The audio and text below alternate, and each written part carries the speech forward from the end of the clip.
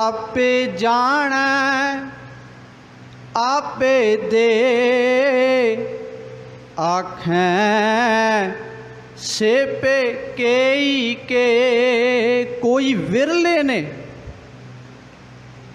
संसार अंदर विरले ने ऐसे जिहड़े मालिक दे उपर अपनी डोर रख के बैठे ने कि मालिक जो तेनू चंगा लगदा है, मेरे जीवन दे अंदर जो चंगा लगदा है मैनू ओही दात पिया बख्शिश करी। आपे जाने आपे दे,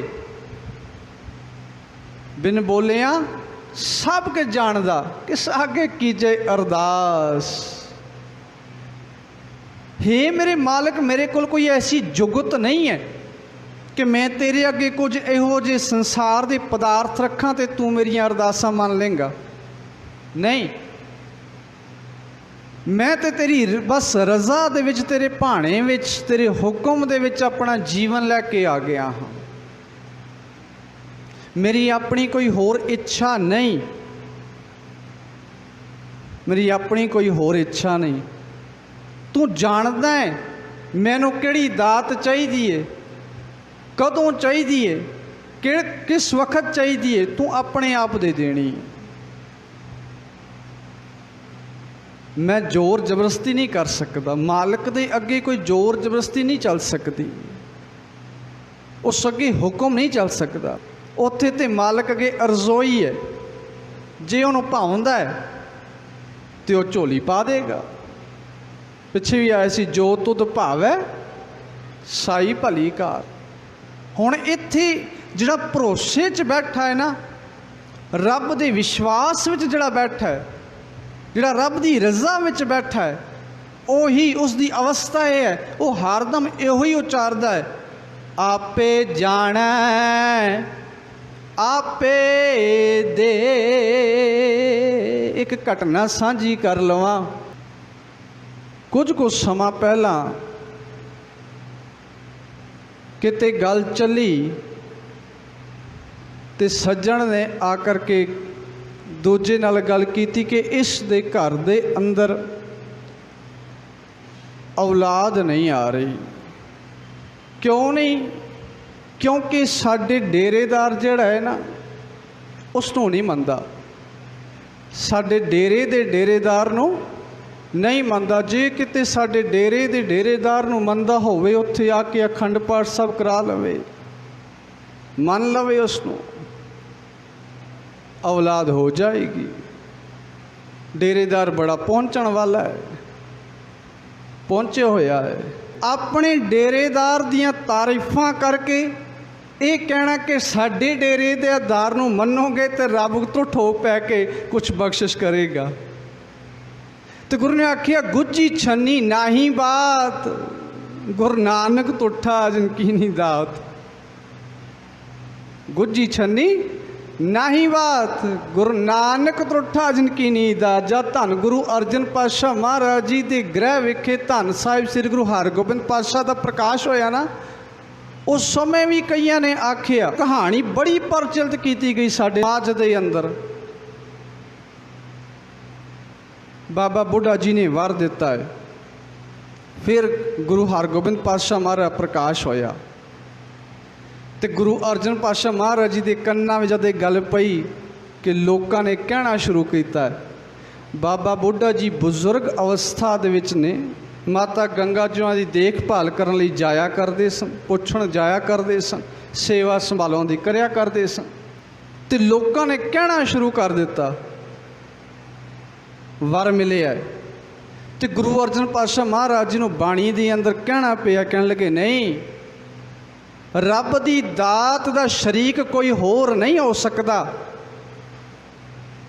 रब दी दात ते रब आप ही त्रुट के दे देवे ते मिल जाती है। गुज्जी छन्नी नाही बात, गुरु नानक त्रुठा जिनकीनी दात। पर असीं मसाले ला के सुनाउंदे आ। खैर, अज भी गुरु पातशाह महाराज जपजी साहब जी की इस 25वीं पौड़ी के अखीर में बख्शिश पिया करते हैं। कह लगे वो जानता है, भरोसे वाला जोड़ा है ना, जोड़ा भरोसे च बैठा है, रब के विश्वास च बैठा है, उस अकाल पुरख की रज़ा विच बैठा है। वो तो यही उलापदा है, आपे जाना आपे दे। जद किते संजोग होया सी ते उस संजोग वेले भी इहो आख्या सी कि जो तुद भावै साई भली कार। ते जद विजोग उस संजोग विंजोग दे विच तब्दील होया, पता चलिया कि संजोग हुण विंजोग दे विच तब्दील हो गया है। तो उस वक्त भी मालिक ने जबान के उपर यही शब्द पिया रखे सन कि हे मेरे मालिक सब तेरे भाणे विच हो रहा है। तो उदों भी शब्द आए सन, जो तुद भावै साई भली कार, तू सदा सलामत निरंकार। संजोग जब विंजोग दे विच तब्दील होया तो उदों ही मालिक ने बख्शिशां रहमतां करके शब्द बख्शिश कीते सन, भाणे विच रहण दी जुगत सिखाई सी। ते अज भी गुरु पातशाह महाराज भाणे विच रहण दी जुगत पिया सिखांदे ने कि रब दा भगत जिहड़ा है, रज़ा विच रहण वाला जिहड़ा है, वो इहो ही उचारदा है, उस तों विश्वास है मेरे रब दा। जिहड़ी दात नहीं दित्ती, हो सकदा मेरे जीवन दे विच वो सही ना बैठदी होवे। रब जाणदा है ना, हो सकदा है बच्चा जिद करदा मैनूं हुणे कार चाहीदी है, 2 साल दा 5 साल दा, दे दोगे? रब अपने आप जानता है मेरे जीवन के अंदर किहड़ी चीज़ किहड़ी दात मैनूं चाहीदी है जिहड़ी मेरे जीवन नूं माफक होवे। अपने आप तो भगत की निशानी है कि भगत हमेशा हर वक्त रब के दर दे उपर केवल रज़ा मंगदा है, भरोसा मंगदा है, हुक्म दे विच रहण दी आदत मंगदा है। वो रब अगे कोई किसी प्रकार के उलंबे नहीं देंदा, जां किसी प्रकार रब अगे कोई संसार दियां वड्डियां दातां दियां फरिश्तां नहीं रखता। वो तो ये आखदा रब दी मर्जी है, आपे जाना आपे दे। आखें सेपे केई के पर विरले ने हैन, विरले ना ही घने फैल फकड़ संसार। बहुत विरले ने ऐसे जिहड़े ये आखदे होण कि आपे जाने आपे दे, जिहड़े आखदे होण जो तुद भावै साई भली कार, वो विरले ने। इसलिए कहने लगे आखें छेपे कई के, किन्ने को ने, बहुत विरले ने, थोड़े ने जिहड़े रब की रज़ा विच जीवन पिया बतीत करते होण।